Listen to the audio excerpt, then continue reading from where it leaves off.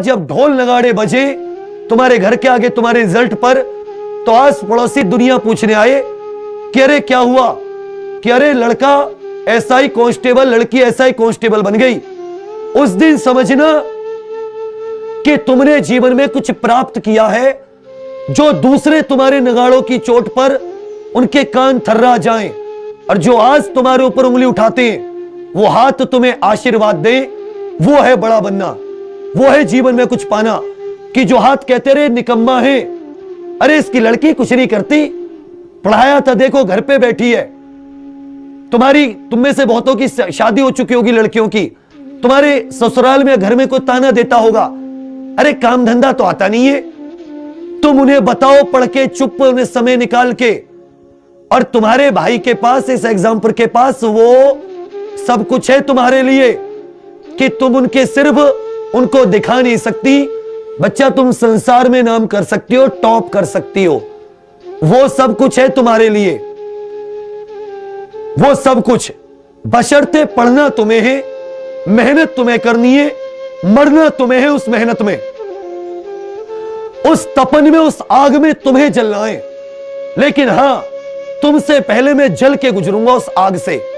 जिस आग में, जिस पानी में, जिस गहराई में, जिस जगह तुम्हें लेके चलूंगा, तुमसे आगे मैं रहूंगा, तुमसे आगे एग्जाम्पल रहेगा, तुमसे आगे एग्जाम्पल के हर एक सदस्य की दुआएं रहेंगी। तुम पीछे सच्चे, पवित्र और ईमानदार मन से चलना, क्योंकि जो माता सरस्वती है ना, उसको सिर्फ एक ही चीज पसंद है, ईमानदारी। और अगर तुम्हारे अंदर है तो वो जीवन भर रुक जाती है। ईमानदारी, स्वच्छ पवित्र मन। मैं कल एक जगह गया था, तुम्हें एक छोटा सा वाकया सुनाता हूं। मेरठ सरदने के पास एक गांव है गोटका, एक व्यक्ति से मिलना हुआ, बहुत ज्यादा नफरत थी उन्हें हमसे, पता नहीं किस बात की, बट उनके पिताजी फौज से रिटायर है, सिर्फ इस वजह से उनसे मिलने गया, वरना पुलिस जाती। लेकिन एसपी साहब बोले नहीं जी। मैं बोला एसपी साहब भाई ये पिताजी फौज से रिटायर है, हमारे भी फौज से रिटायर है, नहीं पहले बात करके आएंगे। देखो माता शारदा कि उसके घर के सामने अपने स्टूडेंट, और कौन से स्टूडेंट, जो डाई हार्ड है। डाई हार्ड का मतलब समझते हो? अगर मैं खड़ा हूं तो हे मां शारदे तेरे आशीर्वाद से वो मेरे मतलब घुटने पकड़ के वो बैठते हैं। मतलब इतने ज्यादा प्रेम करने वाले स्टूडेंट, जिसके बड़े बड़े भाई बहन दोनों सिलेक्टेड होकर नौकरी कर रहे हैं इस एग्जाम्पल से, उसके, और देखते देखते 10 20 30 बच्चे इकट्ठे हो जाते हैं और कहते हैं कि सर अगर मंदिर में हमने ऐलान कर दिया ना विवेक सर आए, आप पे भीड़ संभाली नहीं जाएगी। मतलब ये एक यही तो ईमानदारी है, यही स्वच्छ चित्त है। तो तुम्हें उस आग में जलाने से पहले मैं खुद जल के, इस एग्जाम्पल की पूरी टीम जल के निकलेगी, फिर तुम्हें उतारा जाएगा। और अगर हम तपिश झेल सकते हैं तुमसे पहले, तो तुम तक तो बहुत थोड़ी सी पहुंचेगी वो तपिश, लेकिन जलना तुम्हें पड़ेगा मेहनत की आग में, संघर्ष की आग में। तुमसे पहले हजारों कामयाब जले, तुम नहीं करोगे, तुम्हारे जैसे हजारों कामयाब जलते आएंगे। तुम्हारे पीछे पूरी एक जनसंख्या जलती आ रही है, तुम्हारे पीछे पूरी एक जनसंख्या जलती आ रही है, लेकिन तुम्हें जलना पड़ेगा।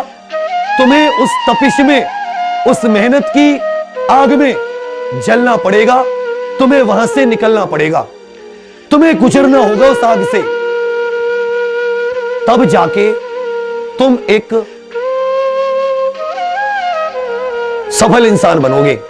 तो उठा लो अपना पेन, बना लो कॉपी को अपना चूल्हा, अपना चौका, अपना बर्तन, अपना पोछा लड़कियों के लिए, और लड़के भी यदि घर का कोई भी काम करते हो, सानी है, सब उसी को बना लो।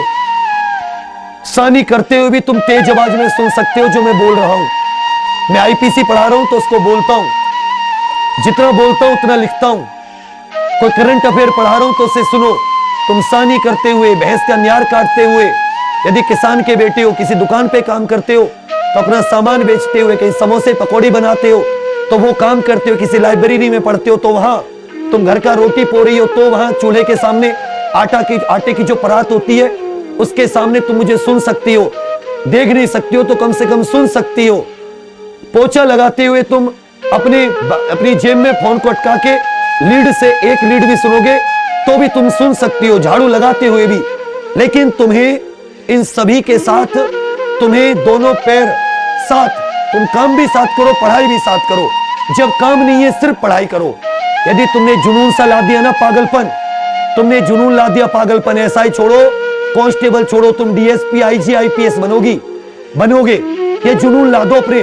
और अगर तुमने जुनून 1 महीना रख लिया ना, 1 महीना, तुम्हें कोई नहीं रोक सकता। दुनिया की ताकत आ जाए, भगवान खुद उतर कर आ जाए तुम्हें रोकने के लिए। लेकिन अगर तुम्हारे अंदर वो जुनून आ गया ना 1 महीने, कोई नहीं रोक सकता तुम्हें, सफल होके जाओगे। चलिए यही बात कहनी थी। एग्जाम कब होगा कब नहीं होगा तुम्हें मतलब नहीं है, सिलेबस करो तुम बस।